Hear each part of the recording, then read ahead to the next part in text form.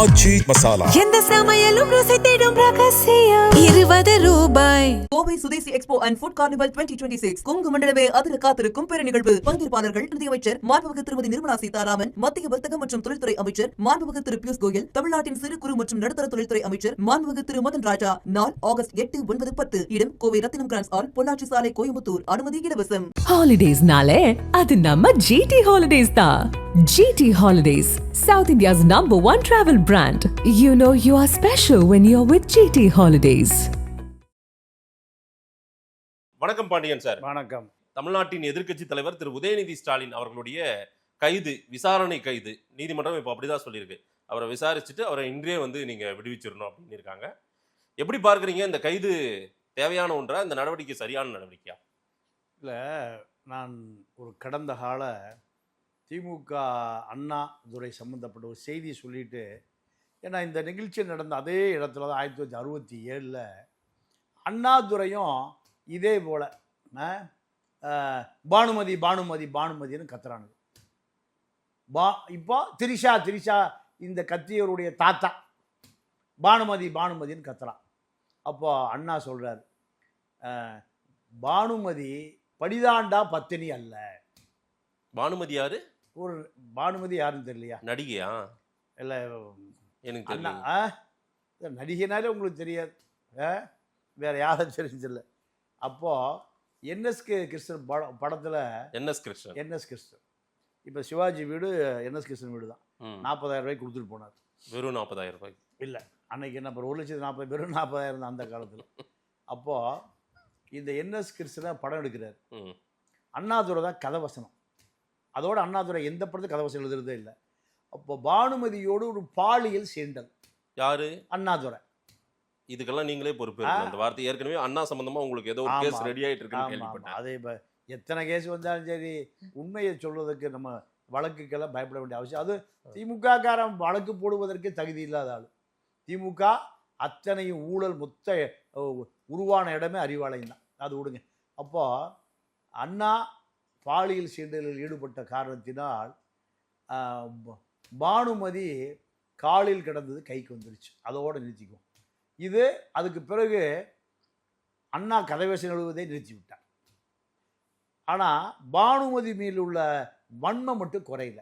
இப்போ எப்படி திரிஷான்னு உதயநிதி கத்த விட்டாரு, அதே போல விடலை, யாரோ கத்துனாங்க. இல்லை, கத்த விட்டதுதான். கத்தலாம் கப்புச்சாப்புச்சாலாம் இல்லை, கத்த விட்டது. இது எப்படி நீங்க சொல்றீங்க? உதயநிதி தான் சார். எங்களுக்கு தெரியும் சார் திமுக காரனை பற்றி. உங்களுக்கு 34, எனக்கு 66. அதனால எங்களுக்கு தெரியும். 82, 132. அப்போ கத்துக்கிற பொழுது அண்ணா சொல்றாரு, பானுமதிக்கு எனக்கு தொடர்பான ஒரு துண்டுச்சீட்டு வந்திருக்கு. பானுமதி படிதாண்டா பத்தினியும் அல்ல, நான் முற்றும் துறந்த முனிவனும் அல்ல. இது யார் சொன்னது? அண்ணா துறை சொன்னது. உலகம் பூரா தெரியும். அப்போ பானுமதி கல்யாணம் ஆகி குழந்தை குட்டியில இருக்கு. பானுமதியுடைய கற்பை ஆராய்ச்சி செய்வதுதான் அறிஞருக்கு வேலையா? அதுக்கு தான் அறிஞர் பட்டமா? அது அப்படியே அங்கே நிறுத்துங்க. நான் இங்கே வந்துடுறேன். எங்க? தஞ்சாவூருக்கு. அதுவும் தஞ்சாவூர், இதுவும் தஞ்சாவூர் தான். இப்போ இவர் காவிரியில் தண்ணி கேட்டா விஜய் திரிஷா வீட்டில் போய் தண்ணி விட்டுட்டு இருக்காரு. இந்த செடிக்கு தண்ணி ஊற்றினாரா? இது என்ன தண்ணி? அப்போ இதுதான் ஒரு எதிர்கட்சி தலைவனுக்கு வேலையா? நிவேதா பெத்திராஜ் போடுது, நீ செத்து போடான்னு போடுது. அப்படி சொல்லல அவங்க, ஏதோ ஒரு குரலை. அந்த குரலை சொல்லுங்க. ரைட், ஓகே, குரலை சொல்லுங்க சார். தூக்கி பிடிக்கிறதுல இருக்கிறீங்க, குரலை சொல்லுங்க. இல்ல, நீங்க தாங்கி பிடிங்க. புறம் சொல்லி வாழ்வதில் சாவதிலே மேல் போடுது. புறம் சொல்லி வாழ்வதை விட சாவதே மேல். உண்மை சொல்லி வாழ்வதை செய் அப்படி அந்த அம்மா போடுது. அப்போ இதில் இது எதை காட்டுதுன்னா, நீ யாருக்குமே உண்மையாக இருந்ததில்ல. உன் தாத்தா எப்படி ஈரோடு பள்ளிப்பாளையத்தில் 3 பேர் போய் கொடுத்துட்டு வந்ததை எடுத்துகிட்டு வந்தான்னு யார் எழுதி வச்சுருக்கா? கண்ணதாஸ் எழுதி வச்சுருக்க.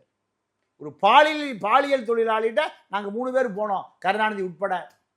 கடைசியில் அந்த 3 பேர் கொடுத்த காசை தலகாணிக்கு அடியில் இருந்ததை கருணாநிதியை லவ்ட்டிட்டு வந்துட்டாருன்னு புத்தகத்தை எழுதியிருக்கார். கண்ணதாச புத்தகத்தை படிச்சிருக்கீங்களா? வனவாசகம். வனவாசத்தில் இன்னொரு புத்தகம் இருக்குது, உள்ளும் புறமுன்னு ஒரு புத்தகம். அப்போ இதுதான் கருணாநிதி. நிவேதா பெத்ராஜுக்கு இதே கதை தான், எல்லாருக்குமே இதே கதை தான். அப்போது திரிஷாவை பற்றி பேசுவதற்கு உதயநிதிக்கு யார் அதிகாரம் கொடுத்தது? சிரிஷா என்ன பொது பொருளா? அது ஒரு மனிதாபிமானமாக ஒரு நடிகை, மூத்த நடிகை, அவ்வளோதான். இந்த நடிகையை ஜெயலலிதாவும் நடிகை தான், பானுமதியும் நடிகை தான். இப்போ அரசியல் கூற்று என்பதை தனிப்பட்ட வெறுப்பை நோண்டி எடுப்பதல்ல. உண்மையாகவே விஜய் பெருந்தன்மையை விட்டுட்டார். என்ன கேட்டால் உதயநிதியை குண்டாசு அடைச்சிருக்கணும். என்னையா பண்ணா? முக்தார் என்ன பண்ணிட்டான்? என்ன குற்றம் பண்ணான்? திருச்சி சிவா என்ன குற்றம் பண்ணான்? விஜய் இப்போ நோண்டி எடுத்தானா? இவன் 2 பேரும் இழிச்சவாயனுங்க, கேட்க நாதி இல்லை. இப்போ உதயநிதிக்கு சுப்ரீம் கோர்ட் வரைக்கும் அட்டென்ஷன் பண்ணப்பட்டது. சுப்ரீம் கோர்ட் வரைக்கும் அட்டென்ஷன் பண்ணப்பட்டதுனால சொல்லிட்டாங்க, நாங்கள் விசாரணைக்கு தான் கூட்டிகிட்டு போகிறோம். சரி, விசாரிச்சு விட்டுருங்க. இந்த மலிவான காரணம்னா தஞ்சை காஞ்சி போயிடும், தண்ணியே வராது, பாலமாக வெடிச்சு போயிடும். இந்த விஜய் ஆட்சியில் அவ்வளோ அங்கே இயற்கையாக கபினி டேம் ஃபுல்லாகி போச்சு. திறந்து விடலைன்னா டேம் உடைஞ்சு போயிடும். இது இயற்கையாக நடந்தது. இப்போ இதை சகித்து கொள்ள முடியாமல் என்ன கெட்ட பேர் வரும் இந்த தாவேக ஆட்சிக்கு? எப்படி சீக்கிரம் ஒளிவானுங்க அந்த நாற்காலி? உன் வாழ்நாளில் உன் பரம்பரைக்கு நீ கிடைக்காது சீட்டு. உன் வாழ்நாளில் உன் பரம்பரைக்கு சீட்டு கிடைக்காது. காங்கிரஸ் எப்படி தமிழ்நாட்டில் அழிஞ்சு போச்சு, அதே போல் திமுக அழிந்து போய் விட்டது. 1.5 கோடி பேர் 2 வருஷம் கட்சி ஆரம்பிச்சவனுக்கு பேர் ஓட்டு போட்டிருக்கான். 2 வருஷத்தில் கட்சி ஆரம்பித்தவனுக்கு பின்னால் 75 வருஷம் 50 வருஷம் கட்சி வச்சிருந்த திமுக, அண்ணா திமுக 2 கட்சியிலேருந்து 1.5 கோடி பேர் போட்டிருக்கான்னா திமுக அழிஞ்சு போச்சுன்னு அர்த்தம். முஸ்லீம், கிறிஸ்துவன், தலித்து அத்தனை பேரும் அங்கே போய் கொடி பிடிச்சி நிற்கிறான் விஜய்க்கு பின்னாடி. சார், திரு உதயநிதி ஸ்டாலின் அவர்கள் பேசிய வார்த்தை தவறானது, அதாவது அவர் அதை பயன்படுத்திடக்கூடாது. ஆனால் நீங்க ஏதோ நோக்கம் கற்பிக்கிறீங்களே, அவர் ஏதோ திட்டமிட்டு இதை பிளான் பண்ணி பேசுன மாதிரி நீங்க சொல்ல வரீங்களே. இல்லை, திமுக எது செய்தாலும் அது திட்டமிட்டு தான் செய்வோம். இல்லை சார், அவர் இன்னைக்கு கொடுத்த பேட்டியும் நான் பார்த்தேன். 23-24 நிமிடங்கள் நான் பேசினேன். அதில் நான் காவிரியை பற்றி தான் பேசி வருகிறேன். அதில் இது ஒன்று எடுத்து வச்சுக்கிட்டு இவங்க கட் காப்பி பேஸ்ட் பண்ணி யார் கட் பண்ணி ஓட்டினா? யார் கட் பண்ணி ஓட்டினா அது சொல்லுங்க. விஜயை கட் பண்ணி ஓட்டினாரா? இல்லை அவருக்கு ஆலோசகராக இருக்கிற ஜான் ஆரோக்கியசாமி வெட்டி ஓட்டினாரா? முசீப்பை வெட்டுறதும் இல்லை, ஓட்டுறதும் இல்லை, பாண்டிச்சேரி பெட்டி மட்டும் வாங்கிட்டு இருக்காரு. யார் வெட்டி ஓட்டினா? இல்லாத ஒரு ஆல் இண்டியா மீடியா கூட போட்டு பிரிக்கிறான். அதில் அந்த வீடியோவில் உண்மைத்தன்மை தெரியாமல் ஆல் இண்டியா மீடியா பூரா போட்டு பிரிப்பானா? ஒரு பொய் செய்தியை பரப்புற அளவுக்கு ஆல் இண்டியா மீடியா பூரா விவரம் இல்லாமல் இருக்கான், டெக்னாலஜி இல்லாமல் இருக்கான். உங்களால் கண்டுபிடிக்க நம்ம 2 பேசுகிறத கண்டுபிடிக்க முடியாதா? அதாவது ஆணுவம் அழித்து விடும்னு ஐயா ஸ்டாலின் அறிக்கை கொடுத்திருக்காரு. அதுவும் விரைவா அழித்து விடும் இந்த ஆணுவத்தை அப்படின்றாரு. ஆணவம் அந்த பக்கம் இல்லை, இந்த பக்கம் தான் இருக்கு. திமுக பக்கம் தான் ஆணவம் இருக்கு. எப்படியாவது அழிக்கணும். செந்தில் பாலாஜி 500 கோடி கொடுத்து எப்படியாவது தூக்கு. ஆப்ரேஷன் மேகாலயா யார் பண்ண? இது எது ஆணவம்? உங்களுக்கு எவ்வளோ திமிர் இருக்கு? 1.5 கோடி பேர் எதிராக இருக்கீங்க, ₹1 உங்களுக்கு ஓட்டு போட மாட்டான். 1.5 கோடி பேர் ஓட்டு போட்டு விஜய் முதலமைச்சர் ஆக்கியிருக்கான். அதில் மதிக்கணுமா இல்லையா? ஹானரபிள் இந்திய அரசியல் சாஸ்திர சட்டம் உறுதிமொழி தீர்ப்பை ஆளுநர் பதவி பிரமாணம் பண்ணி வச்சிருக்காரு. அதை மதிக்கணுமா இல்லையா? ஜெயலலிதா ஆனாலும் சரி, எம்ஜிஆர் ஆனாலும் சரி, யாரானாலும் சரி, திரிஷாவே நாளைக்கு முதலமைச்சர் ஆகட்டும், மக்கள் விருப்பு தான். அதுக்கு பேர் தான் ஜனநாயகம். இப்போ நீங்கள் இப்படியா ஜீர்ணிக்க முடியல. சிறிய எண்ணிக்கை சமூகம், இந்த சமூகம் தேவதாசி சமூகம், இந்த சமூகம் பொட்டு கட்டுகிற சமூகம். இந்த சமூகத்தை தூக்கி நிறுத்தியவன் தந்தை பெரியார். ராஜாஜி சொல்றாரு, இந்த இறைப்பணி புட்டு கட்டுவது, இந்த தேவதாசி பணியை தொடரணுங்கிறாரு ராஜாஜி. முத்துலட்சுமி ரெட்டி போய் பெரியார்கிட்ட கேட்குது, இப்படி ராஜாஜி விடாப்படியா இருக்காருன்னு. பெரியார் சொன்னார், ஆமாம் தொடரணும், இறைப்பணி செய்யணும், அது தடுத்து நிறுத்தக்கூடாது, உண்மைதான் அப்படிங்கிறாரு. அதிர்ச்சியாக பார்க்குறாங்க.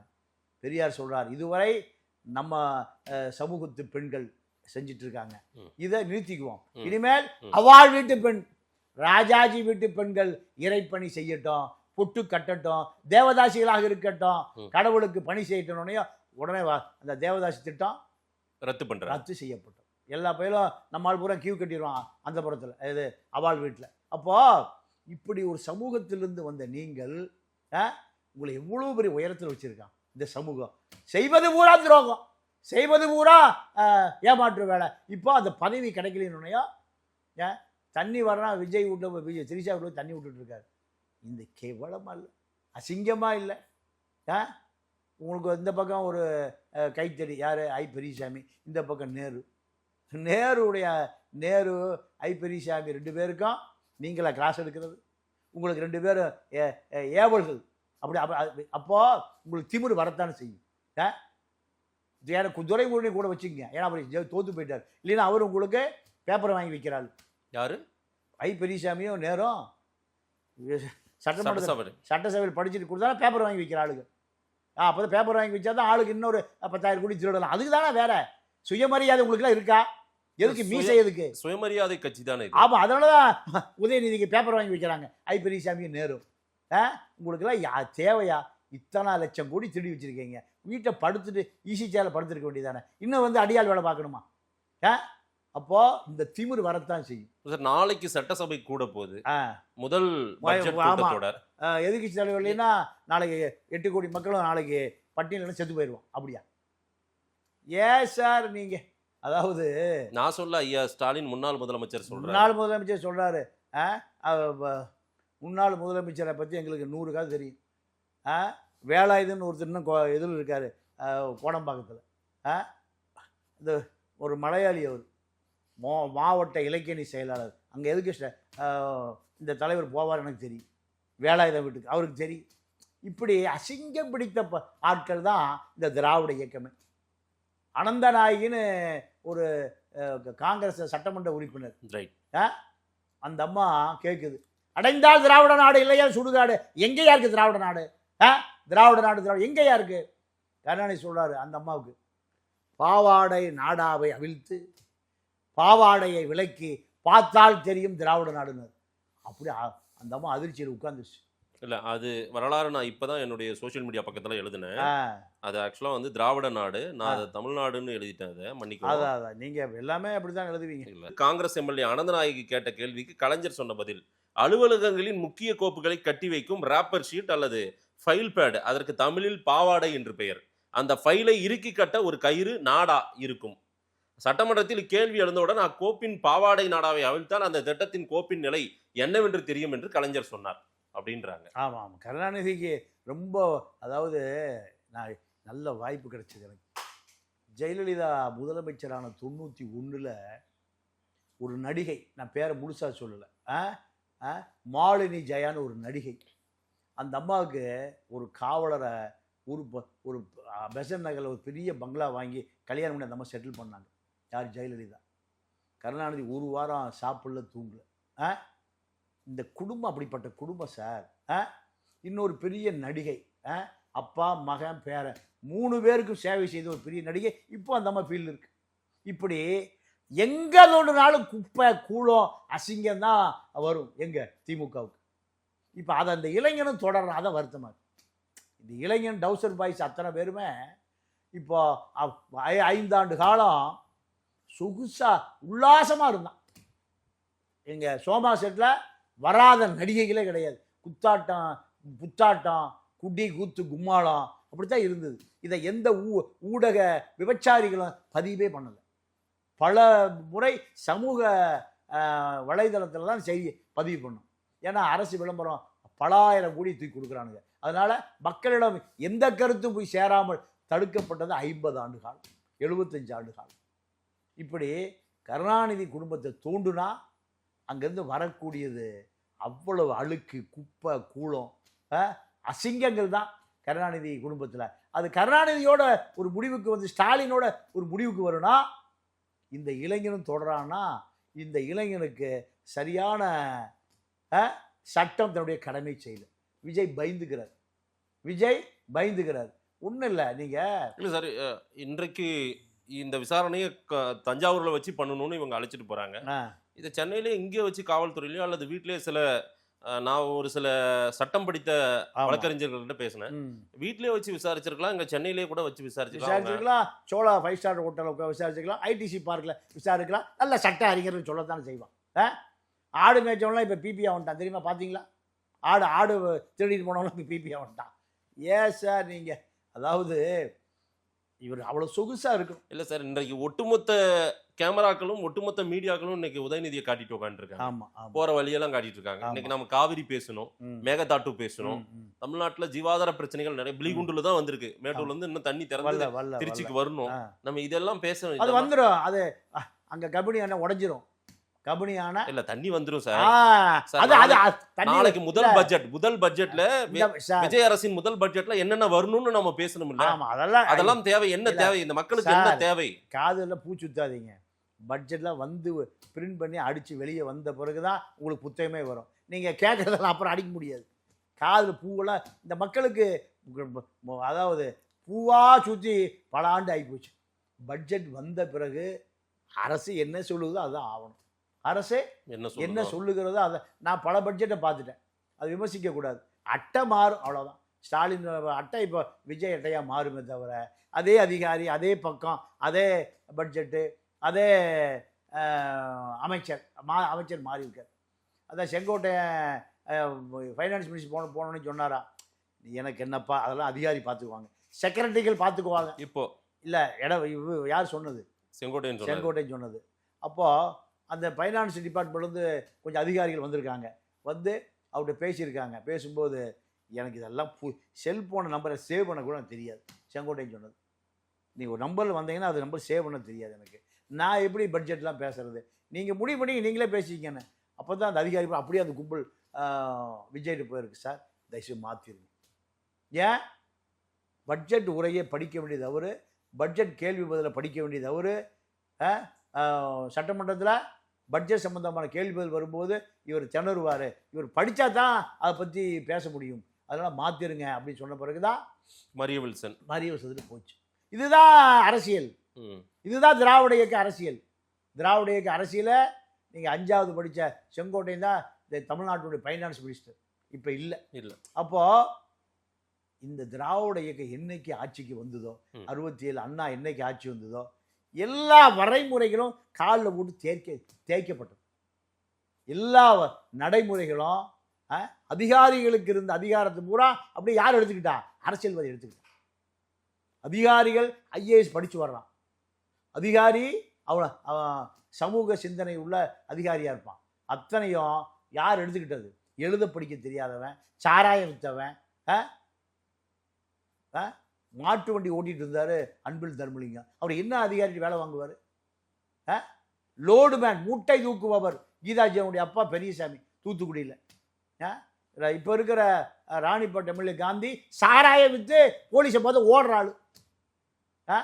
பெரிய தோல்வி அமைச்சராக இருந்தாரா இல்லையா? இருந்தார். அப்புறம் அந்த துறையே தோல்வி அடைஞ்சு போச்சு அமைச்சராக இருந்ததுனால. பெரிய கருப்பை எனக்கு தெரியும், நான் டீ வாங்கி குடிச்சிருக்கேன். பெரியார் திருவள்ளூர் பஸ் ஸ்டாண்டில் டீ கடை வச்சிருந்தவர் யாரு? அப்போ பெரிய கருப்பன் சிவகங்கை சார். நான் என்ன ஜப்பான் நான் சொன்னேன்? அதே நீங்கள் சொல்ற பெரிய கருப்பன் தான். எங்கே டீ கடை வச்சிருந்தாரு? எங்க திருவள்ளூர் பஸ் ஸ்டாண்டில். இப்போ திருவள்ளூரில் இப்போ சிட்டி பஸ் இருக்குல்ல, எங்க? திருவள்ளூர் பஸ். அங்கே டீ கடை வச்சிருந்தவர். இவர்களுடைய தகுதியெல்லாம் ஆக்ஸ்போர்டு, ஹார்வர்டு, கேம்பிரிட்ஜ் அப்படிலாம் யாரும் இல்லை. அதிமுக எளியவனுக்கு அதிகாரம் கொடுத்தது. எளியவன் அதிகாரம் வந்து எளியவன் அதிகாரிகிட்ட போகாம அதிகாரம் எங்க பூந்துருச்சு? சின்ன வீட்லயே பூந்துருச்சு. பெரிய இல்ல சார், பண்ணையார்கள் கையில் இருந்த பண்ணையார் ஒழிச்சுட்டு இவன் பண்ணையார் ஆயிட்டான். இப்ப பாட்டாளிகள் இல்ல பாட்டாளி இல்ல கூட்டாளி இல்ல, இவன் பூரா பண்ணையார் ஆயிட்டான். 1000 ஏக்கராவும் 50,000 கோடி இல்லாத திமுக அதிமுக அமைச்சர்களே கிடையாது. அதிமுக திமுக அமைச்சர் குவாரி பூரா இவன் கண்டு உள்ளதா இருக்கு. லாரி பூரா இவன் கண்டு உள்ளதா இருக்கு. மணல் ஆத்து மணல் பூரா இவன் கண்டு உள்ளதா இருக்கு. பாலம் பூரா இவன் கண்டு உள்ளதா இருக்கு. எல்லாம் இவன் கண்டு உள்ளதா இருக்கு. அதாவது மக்கள் கிட்ட வரி பணத்தை பாதி அதிகாரி சம்பளமாக எடுத்துக்கிறான், மீதி பாதி இவன் எடுத்துட்டு போயிடும். இதுதான். இதுக்கு 8 கோடி மக்கள் உழைச்சிட்டே இருக்கான். இதுதான் இந்த அரசு. அப்போ இதில் எவ்வளவு திமிரு, ஆணவம், தண்ணி பூரா திரிஷா வீட்டுக்கு போயிட்டு இருக்குன்னா அப்போ இதுதான் எதிர்கட்சி தலைவனுக்கான தகுதியா? எத்தனை எதிர்கட்சி தலைவன் இருந்திருக்கிறான், எவ்வளவு பெரிய அறிவாளி இருந்திருக்கான், எவ்வளவு பெரிய தியாகி இருந்திருக்கான். சார், ஒரு கேபினெட் அந்தஸ்து உள்ள ஒருவர் எதிர்கட்சி தலைவர், ஆனாலும் இப்படி ஒரு வார்த்தையை அவர் பயன்படுத்திட்டு தான் நம்ம வந்து இன்னைக்கு அவர் மேல நடவடிக்கை இந்த அணுகும் விதம், இந்த அரசியல் வேகம், இந்த துரிதகதியா நடந்ததெல்லாம் சரியா? இது இல்ல எல்லாம் ஒன்றும் நடக்கலைங்கிற நீங்க தான் நடந்ததுங்கிறீங்க. இன்று காலையில இருந்தே ஒண்ணுமே இல்ல, பரபரப்பு தானே சார்? ஒண்ணுமே இல்ல சார். ஆ. இந்த இந்த இந்த ஒரு எதிர்க்கட்சி தலைவர் இப்படி ஒரு பாலியல் ரீதியா அதாவது பாலியல் வக்கிரத்தோடு முதலமைச்சரை பேசியதுக்கு, முதலமைச்சரையும் ஒரு நடிகையும் இணைத்து பேசியதுக்கு குண்டர் சட்டத்தில் குறைந்தபட்ச கைது செஞ்சிருக்கு. நீங்க திருச்சி சிவாவும் முக்தாரும் எந்த ஹாஸ்பிட்டலில் நீங்க கைது செஞ்சீங்க? 2 பேரையும் கைது செஞ்ச அதே ஹாஸ்பிட்டல் யாருது? உதயநிதி பேசியிருக்கார். அதே தகுதி, அதே பேச்சு, அதே நடவடிக்கை தான் இருக்கணும். அப்போ முக்தாருக்கு ஒரு நீதி, திருச்சி சிவாவுக்கு ஒரு நீதி, உதயநிதிக்கு வேறு நீதி. ஏன் உதயநிதி பார்த்தா பயப்படுறீங்க? அவர்கள் 2 பேருக்கு பின்னாடியில் ஒன்றுமே இல்லை. அதனால அவர்கள் 2 பேர் குண்டாசு. இதை அதை விட அசிங்கமாக பேசிய முக்தாரும் திருச்சி சிவாவும் இப்படி அசிங்கமாக பேசியிருக்க மாட்டான். விஜய் தண்ணியை கொண்டு திரிஷா விட்டு விடுறாருலாம் பேசியிருக்க மாட்டார். கூட்டத்தை வச்சுக்கிட்டு திரிஷா கத்துறா, அண்ணா இருக்கும்போது பானுமதி கத்து. இந்த மலிவான அரசியல். இதுக்கு கருணாநிதி ஜெயலலிதா என்ன பண்ணுச்சு? ஐயோ அடிக்கிறானே. அதே இப்போ சீனம் போட வேண்டிய நிலைமைக்கு வந்திருக்கணும். விஜய் மெலோடியா பதட்டமே படாமல் ஒரு நடவடிக்கையும் எடுக்கப்படவில்லை.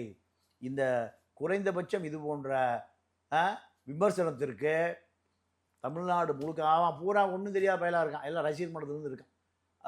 எல்லா ஊர்லேயும் வழக்கு பதிவு பண்ணியிருக்கணும். இன்னைக்கு அத்தனை இடங்கள்லயும் போராட்ட மையமா மாறிடுச்சுல. தாவேகாவினர் திரு உதயநிதி ஸ்டாலினுடைய உருவொம்மை எரிப்பெல்லாம் நடந்தது. இந்த பக்கம் திமுகவினர் மறியல் செய்து தங்களுடைய தலைவரை கைது பண்ணிட்டாங்க, விசாரணை கூட்டு போறாங்கன்னா அங்க அவங்களும் போராட்டம். அவ காசு கொடுத்து போட மாவட்ட செயல் போடலைன்னா மாவட்ட செயல் தூக்கிடுவான் திமுகல. ஆனா வழக்கு இல்ல சார், திமுகவினரும் இன்னைக்கு இருக்காங்க சார், உணர்வோட. அவனும் ஒரு உணர்வு இல்லை சார். அண்ணாவை சிஏ ஏஜென்ட் நான் எத்தனை வருஷமா நான் பார்க்குறேன். அண்ணாவை சேஷன் ஒரு எலெக்ஷன் கமிஷன் இருந்தார். அண்ணா ஒரு சிஐஏ ஏஜென்ட், மலிவான ஏஜென்ட். ஒரு போராட்டம் இல்லை. எம்ஜிஆர் இருக்கிற பொழுது கருணாநிதியை கை வைத்து பார், ரத்த ஆறு ஓடும். கருணாநிதிக்கு பித்தளை தட்டை ஈயத்தட்டை கொடுத்து, ஆட்ராயரை கொடுத்து, ஒரு வெள்ளை பணியனை கொடுத்து விட்டார் ஜெயிலில் எம்ஜிஆர். ரத்தமும் ஓடல, ஆறு ஓடல், கூவம் ஆறு தான் ஓடிச்சு. இதெல்லாம் பல வரலாறுகளை பார்த்துருக்கேன் சார். ஜெயலலிதா இருக்கும்போது தூக்கி கொண்டு உள்ளே வச்சிருவாங்கன்னு சொல்லி ஐயோ கொண்டாடா எடுறா டிவி எடுறா, ஐயோ கொண்டாடா இப்படி தான் கருணாநிதி. இவர்களுக்கு பின்னால ஒரு ஆள் கிடையாது. சரியா தவிர திமுக அதிமுக இந்த 2 இயக்கங்களும் தான் சார் தமிழ்நாட்டில் இன்றைக்கு வந்து ஒரு மக்களை ஒரு சரியான பாதைக்கு, ஒரு சரியான திட்டமிடல் கொண்டு வந்துச்சு. ஆமாம், இவர்கள் தான் 2 பேரும் தான் எப்படி திருடுவது, எப்படி கொள்ளையடிப்பது. இந்த பக்கம் 1 லட்சம் பேர் பல ஆயிரம் கோடி கொள்ளையடிச்சு வச்சிருக்கான், இந்த பக்கம் 1 லட்சம் பேர் பல ஆயிரம் கோடி கொள்ளையடிச்சு வச்சிருக்கிறான். எழுத படிக்க அதாவது எந்த பதவியும் இல்லாத சசிகலா அந்த மாதிரி 3-4 லட்சம் கோடி திருடி வச்சிருக்கிறா. மன்னார்குடி கும்பல், கரண் பிரதர்ஸ், இந்த பக்கம் மாறன் பிரதர்ஸ், எல்லாம் அக்கிஸ்ட் பூரா ஆட்சியாளர். இவங்கள்ட்ட போய் காசை கொடுத்தீங்கன்னா மந்திரி ஆயிடலாம், இவங்கள்ட்ட போய் காலில் விழுந்தீங்கன்னா எம்எல்ஏ ஆயிடலாம், இவங்கள்ட்ட போய் காலில் விழுந்தீங்கன்னா எம்பி ஆயிடலாம், இவங்கள்ட்ட காலில் விழுந்தீங்கன்னா மத்திய மந்திரி ஆயிடலாம். இதுதான் 75 வருஷம் நடந்தது. அதனால தானே அத்தனை பேர் 1.5 கோடி பேர் எங்க வந்தான்? கமலா தேட்டருக்கு வந்தான். எங்க விஜய் நீதாயா முதலமைச்சர், கமலா தேட்டத்தில் இருக்கிறியா நீதாயா 1.5 கோடி பேர் வந்திருக்காங்க சார். இது சாதாரண நிகழ்வு அல்ல. ஆனாலும் இன்னைக்கு இந்த அமைச்சரவைகளையும் இந்த தஞ்சாவூர் போராட்டத்தில் விமர்சனம் பண்ணியிருக்காரு உதயநிதி ஸ்டாலின்.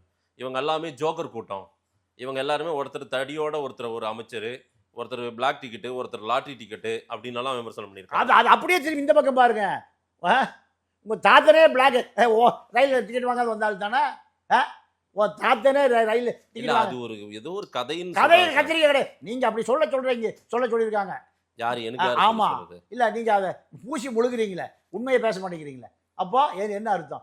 உலகத்துக்கே தெரியும் சார். டிக்கெட் வாங்கி கொடுத்தாலும் கலைஞர் முதல்ல சென்னைக்கே வரல சார், அவர் ஈரோட்டுக்கு தான் அவர் போனது. ஈரோடு தான் ரயில் சார். திருச்சி, அதாவது திருவாரூர்லேருந்து திருச்சி வரைக்கும், சேலத்துக்கோ ஈரோடுக்கோ தான் அவர் போனது சார். உங்களுக்கு எதுவுமே தெரியல சார். தெரியலாம், சொல்றதை கேளுங்க சார். திருவாரூர் இல்லாம கலைஞர் மேல எதையுமே சொல்லக்கூடாது, கலைஞர் மேல சொல்லக்கூடாது, கலைஞர் தம்பின்னு சொல்லவே கூடாது. நீங்க பேசாம கருப்பு ஜெப்பு இந்த விஜய் இது போட்டு வச்சு எம்ப்ராய்டரி போட்டு வச்சிருக்காங்க எல்லா பயிலும். நீங்க முஷிலாம் எம்ப்ராய்டரி போட்டு வச்சிருக்க, துவைச்சாலும் போகாது, சட்டையை கிழிஞ்சாலும் போகாது. அது மாதிரி நீங்க கலைஞர் படத்தை போட்டு வச்சிட்டீங்கன்னா சரியா இருக்கும் சார். தத்துவங்களின் தலைவன் காரல் மார்க்ஸ் தாடியோடு சோறு இல்லாமல் செத்து போயிட்டான். பசி பஞ்சம் பட்டினி, உலக தொழிலாளர்களே ஒன்று கூடுங்கள், இப்படி சொன்ன மார்க்ஸ் அனாதை புதைக்கிற இடத்துல புதைச்சிருக்கான். ஹைகேட்டில் லண்டனில் போய் பார்த்துட்டு நான் வணங்கிட்டு வந்தேன். பிறந்த ஊருக்கும் போன ஜெர்மனிலையும் போய் பார்த்தேன். அவ்வளோ வசதியான வீடு, அவ்வளோ வளமான ஊர், ஒரு பெரிய ஆறு ஓடுது, சுற்றி திராட்சை பூத்து பூத்து பூத்து குலுங்குது, ஒயின் ஃபேக்டரியாக இருக்குது. பசி பஞ்சத்தில் செத்து போயிருக்கான் சார். தத்துவங்களின் தலைவன் காரல் மார்க்ஸ் எவனு பட்டினி கிடக்கூடாது. உலக பொதுமறையா, திருக்குறளுக்கு அடுத்தபடியாக உலக பொதுமறை மார்க்ஸ். தவறுகளின் தலைவன் கருணாநிதி தான்.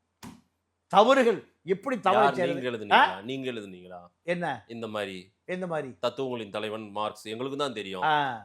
தவறுகளின் தலைவன் கருணாநிதி நீங்க எழுதுனீங்களா என்ன? நான் சொல்றேன். எழுதுறதுக்கெல்லாம் ஒண்ணும் இல்லை, உலகத்துக்கே தெரியும். அது பாவாடை அவிழ்த்து நாடாவை அவிழ்த்து. அதுக்குதான் இப்ப விளக்கம். இது ஒரு தலைவனுக்கு தகுதியா? விஜயகுமாரி எஸ்எஸ்ஆர் குடும்பம் நாசமா போச்சு. அடுத்த குடும்பத்தை கெடுப்பதுதான் உங்களுடைய வேலை. இன்னும் ரொம்ப அடக்கி வாசிக்கிறேன். பல கதைகளை சொன்னால் நாரி போயிடும். பாண்டியனோட ரகசியங்களை சொல்லவா? நான் சொல்லலை, வைகோ சொன்னது 93. அந்த கேரள அலைகளை பாண்டியனோட கொண்டு அடைச்சி வச்சிருந்தாங்க. அப்பாவுக்கு மகன் உடைச்சு கூட்டிட்டு போயிட்டான். அதுதான் வைகோ சொன்ன பாண்டியனோட ரகசியம். வைகோ சரியா என்ன நேர்மையாக நடந்துக்கிட்டாரு? வைகோ நேர்மையா நடந்துக்கிட்டாரா என்ன? நீங்க திமுக அப்படி தான் கேட்பீங்க வைகோவை அந்த முடிசூட்டுவதற்கு, யாருக்கு? மகனுக்கு முடிசூட்டுவதற்காக வைகோ அடித்து விரட்டப்பட்டார். கொலகாரப்பைய என்னை கொலை பண்ணுறதுக்கு விடுதலை புலிகளோடு சேர்ந்து திட்டம் போடுறான்டா அப்படின்னு சொல்லி வைகோ அடித்து கொல்லப்பட வேண்டும். இப்படி சிந்தித்தவன் தான் கருணாநிதி.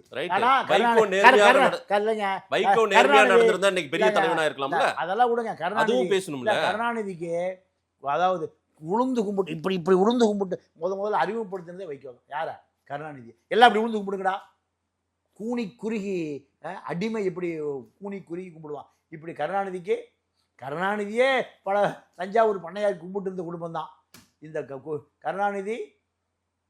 முதலமைச்சராக இருந்த பொழுது நீங்கள் தஞ்சாவூர் சரஸ்வதி மகாலில் நாட்டிய பேரொழிகள் பத்மா சுப்பிரமணியன் உட்பட அத்தனை பேரையும் ஆட விட்டு அப்படியே இவர் ராஜராஜ சோழன் பட்டு வேட்டி பட்டச்சட்டை வாங்கி கொடுத்தது இந்த ராஜா ஆண்டிமுத்து ராசா. இப்படி எல்லாம் உங்களுக்கு அனுபவிப்பதற்கு இந்த மக்கள் அனுமதித்தான். ஆனால் இந்த மக்களை நீங்கள் கேவலப்படுத்தி துரோகம் செய்து அத்தனை ஏமாற்று பண்ணி அவன் அடுத்து எங்கே போயிட்டான்? ஜெயலலிதா முதலமைச்சராக்கினான், எம்ஜிஆர் முதலமைச்சராக்கினான், எடப்பாடி முதலமைச்சராக்கினான், ஓபிஎஸ் முதலமைச்சராக்கினான். நீ வாழ்ந்த காலத்திலேயே நொந்து வெந்து சாவ வேண்டிய நிலைமையாகி போச்சு. இப்போ எடப்பாடி பாஜகவோட செயலினா மீண்டும் எடப்பாடி தான் சிஎம். முஸ்லீம் கிறிஸ்துவ தலித்த பூரா விடாமல் இருந்தா உன்னை முதலமைச்சராக்கியது அந்த முஸ்லீம் கிறிஸ்துவர்கள் தான் உங்களை முதலமைச்சர் ஆகினான். உங்கள் கொள்கை கோட்பாடு தான் கிடையாது, ஒன்றும் கிடையாது. செந்தில் பாலாஜி எங்கே போனாலும் 40,000 பேர் கூட்டு வந்துடுவோம். ஏன் 2000 டாஸ்மார்க் கடை கொடுத்துருந்தீங்க, ஒவ்வொருத்தரும் மாதம் 10 லட்சம் சம்பாரிச்சு ஒரு 200 பேர் கூட்டு வந்துடுவோம். ஓல்வா வண்டியில் 2000 பேர் 200 40,000 பேர், இதுதான் கூட்டம். மக்கள் வர்றதில்லை, சாராய கூட்டம் 40,000 பேர் உட்காந்துருப்பான். இதெல்லாம் ஓட்டு நினச்சிங்க. விஜய் சொன்ன போல குளத்தூர்லேயே குத்துப்பாட்டை போட்டார். அரசியல் பற்றிங்களா? அரசியலே தெரியாத, அரசியலே புரியாத, அரசியலாம் கிலோ என்னன்னு தெரியாத விஜய 1.5 கோடி மக்கள் மார்ச் ஃபாஸ்ட் செஞ்சினா சதுக்கத்தில் தான் மேதன அன்னைக்கு நீங்கள் சிகப்பு சட்டையோடு கம்பீரமாக போவோம். அதுக்கு பேர் தான் மார்ச் ஃபாஸ்ட். செங்குடி அணிவகுப்போடு அவ்வளோ பேர் எங்கே போயிட்டான்? பனையூருக்கு போயிட்டான். 1.5 கோடி பேர் குத்தி அந்த விசேஷத்தையும் உடைச்சு விட்டான். நடிகை குறித்தான விமர்சனம் இனி யாருமே நடிகைன்னு இல்லை, ஒரு பெண்ணை பேசும்போது ரொம்ப கண்ணியமாக பேசணுன்றதுக்கு ஒரு நிகழ்வு தான் இது நடந்திருக்குன்னு நினைக்கிறோம். இது விசாரணையோடு அவர் விடுவிக்கப்பட்டு நாளை சட்டமன்றம், நாளைக்கு நிச்சயம் அவர் சட்டமன்றத்துக்கு வருவார். சட்டமன்ற நிகழ்வுகள் எப்படி நடக்கிறதுன்றதை பார்ப்போம். உதயநிதி அவர்கள் பேசியது எந்த பெண்ணையும் யாரையுமே அப்படி தாக்கியோ விமர்சித்தோ ஆபாசமாகவோ பேசக்கூடாதுன்றதுக்கு ஒரு முன்னுதாரணம் தான் நடந்திருக்குது. நீங்கள் திமுகவுடைய ஆரம்ப காலமே இப்படி தான் இருந்தது அப்படின்னு நீங்கள் ஒரு பார்வையை சொல்கிறீங்க, மக்கள்கிட்ட கொடுக்குறேன். நேரில் வந்து நேரம் கொடுத்து பேசும்போது நன்றி திரு பாண்டியன். நன்றி, வணக்கம்.